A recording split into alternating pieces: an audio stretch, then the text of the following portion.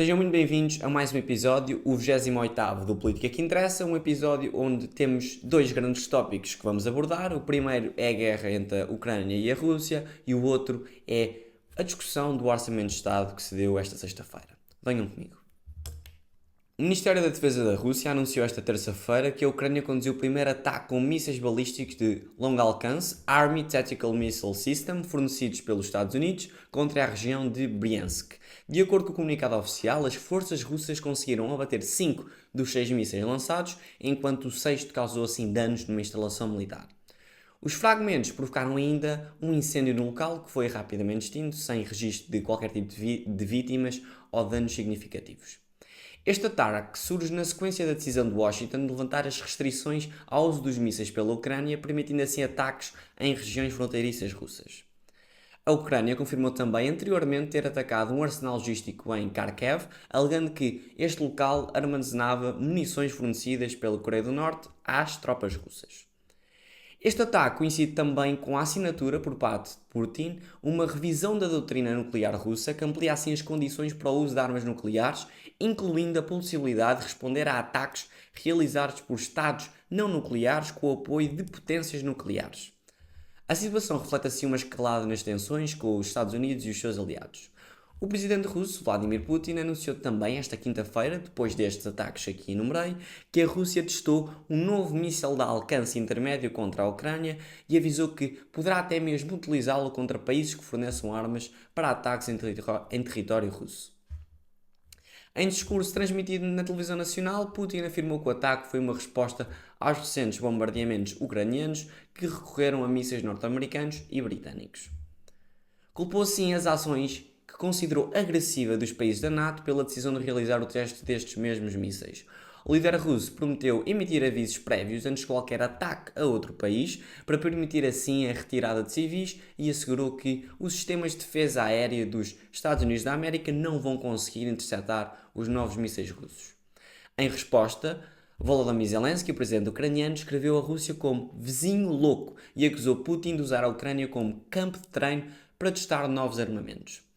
O presidente ucraniano ainda disse que Moscou tem recorrido a aliados como Irão e Coreia do Norte para conseguir obter mais armamento.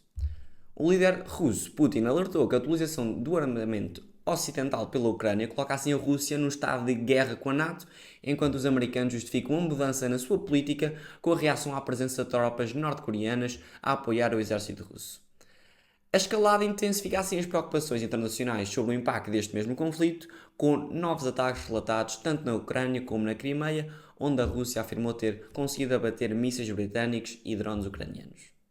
O Partido Comunista Português anunciou que não vai participar na sessão solene de 25 de novembro, marcada para a próxima segunda-feira na Assembleia da República. A decisão foi comunicada pelo secretário-geral, o conhecido Paulo Raimundo, durante a sessão pública de nome A Agenda Privatizadora e a Operação contra Abril, em Lisboa. Raimundo criticou a iniciativa, afirmando que esta faz parte de uma operação antidemocrática, que procura assim desvalorizar os valores do 25 de Abril e promover projetos reacionários. Para o líder comunista, a sessão resulta de uma provocação oriunda da direita mais reacionária, com o apoio de partidos como PSD, CDS, IL e Chega. Segundo o Partido Comunista Português, o 25 de Abril é o único momento histórico que deve ser celebrado, acusando os promotores da sessão de reescrever a história com uma visão que legitimiza políticas contrárias aos valores da Revolução dos Escravos. A Associação 25 de Abril, liderada por Vasco Lourenço, também decidiu boicotar esta mesma cerimónia, justificando que a história não pode ser deturpada. Recorde-se que esta mesma proposta para assinalar anualmente o 25 de novembro no Parlamento foi aprovada com os votos favoráveis de PSD, CDS, IL e Chega, enquanto toda a esquerda votou contra, exceto o PAN, que se absteve. A partir de janeiro de 2025, os políticos e gestores públicos em Portugal verão revogados os cortes de 5% nos seus salários implementados em 2010 durante o período de austeridade. A proposta, apresentada pelo PSD e CDS, foi viabilizada pelos socialistas, encerrando assim um impasse gerado por divergências sobre o momento da aplicação desta mesma medida.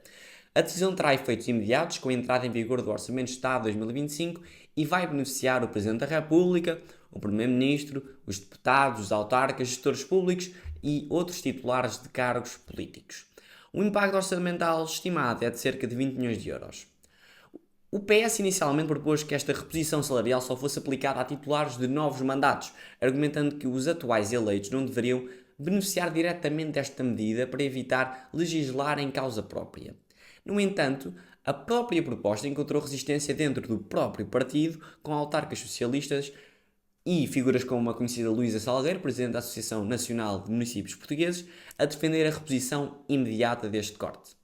Perante esta pressão, o PS decidiu assim viabilizar a proposta, garantindo a revogação do corte ainda para os mandatos em curso. A medida foi alvo de várias críticas de forças políticas. O Bloco de Esquerda, PCP, LIVRE, PAN e Iniciativa Liberal consideram que a reversão deste corte salarial dos políticos não deve ser prioritária, especialmente enquanto outras medidas, como o número de dias de férias e o próprio trabalho suplementar, continuam em vigor. A IEL apresentou uma proposta alternativa a esta, sugerindo que os aumentos salariais dos políticos sejam indexados ao crescimento do salário médio nacional. Já o Chega votará contra estas mesmas propostas, argumentando que os cortes nunca deveriam ser revertidos. Com esta decisão, espera-se assim que já em janeiro os salários dos abrangidos reflitam a revogação dos cortes salariais, encerrando assim um capítulo que remonta aos tempos da crise económica e ajustamento financeiro. O Ministério da Educação alcançou uma redução significativa no número de alunos sem aulas em pelo menos uma disciplina desde o início do ano letivo. Este número passou de quase 21 mil no final do primeiro período do ano passado para 2.300 atualmente, o que representa um decréscimo de 90%. Esta redução antecipa assim em um mês a meta estabelecida para a fase atual. Entre as medidas de maior impacto está o pagamento de horas extraordinárias a mais de 2.000 professores para completar turmas, permitindo que estas mesmas tivessem aulas de forma mais regular. Além disso, as escolas puderam contratar diretamente docentes, resultando assim na entrada de 4.000 novos professores no sistema público, muitos deles obviamente sem experiência anterior no ensino público, mas com formação científica sólida, segundo o Ministro da Educação, Fernando Alexandre. Outras iniciativas incluem o regresso de 600 docentes que haviam deixado a profissão e o adiamento da aposentadoria por cerca de 300 professores, incentivados assim pela recuperação do tempo de serviço e, obviamente, por um acréscimo salarial de 750 euros. Apesar da redução de casos graves de falta de professores, cerca de 41 mil alunos enfrentam ainda interrupções temporárias em disciplinas devido à ausência de docentes por motivos ou de saúde ou até mesmo de licenças. O Ministério assumiu assim o compromisso de solucionar estas mesmas situações até ao final da legislatura, com o objetivo de preencher 100% dos horários escolares em todas as escolas públicas. A discussão do Orçamento de Estado foi marcada por críticas ao Governo por parte da oposição e até deputados do PS que apontaram falta de transparência e manipulação de informações. O tema mais contestado foi a previsão de 900 milhões de euros em receitas provenientes da venda de imóveis. Pela voz de Mariana Mortágua, líder do Bloco de Esquerda, destacou que há discrepâncias enormes entre a lista de imóveis enviada ao Parlamento e o valor inscrito neste mesmo orçamento, sugerindo que parte destes imóveis listados tem assim aptidão habitacional, contrariando as garantias dadas pelo Governo. O socialista António Mendes reforçou as dúvidas, questionando a credibilidade das previsões apresentadas. Além da venda de imóveis, outros tópicos como as verbas para o desporto e a saúde também geraram bastante controvérsia nesta sessão. O PS e o PSD trocaram bastantes acusações sobre os cortes no orçamento do desporto, enquanto a saúde foi alvo de retificação de números que passaram de um excedente para um déficit. No campo fiscal, a oposição criticou o que considerou ser uma tentativa do governo passar a ideia de uma redução significativa de impostos que já foi incorporado em medidas anteriores. O Partido Socialista defendeu as suas políticas fiscais, enquanto o CDS relembrou os aumentos de impostos no período da Troika, colocando assim a responsabilidade nos governos de José Sócrates. O debate evidenciou um clima de tensão política com as acusações mútuas e a falta de consenso em termos estruturais do orçamento, refletindo assim as dificuldades em conseguir avançar com um documento que satisfaça todas as forças parlamentares. Chegamos assim ao fim de mais um episódio, o 28º do Política que Interessa. Este mesmo está disponível, como sempre, em formato podcast na Apple Podcast e no Spotify. Na próxima semana, voltamos a encontrar. Até lá.